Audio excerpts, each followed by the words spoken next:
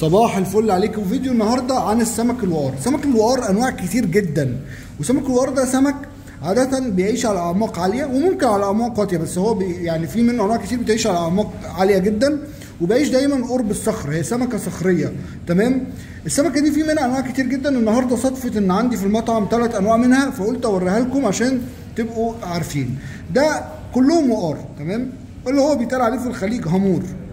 دي وقار اسمها كشر، تمام، وده وقار اسمه ملص، تمام، وده وقار اسمه سويسي، الوقار السويسي. في انواع كتير، في يهودي وفي جرادي وفي 111. هو كلها هي سمكه من الاسماك المصنفه العاليه جدا، طعمها حلو جدا، قيمه غذائيه عاليه جدا، من السمك الغالي مش من السمك الرخيص، تمام.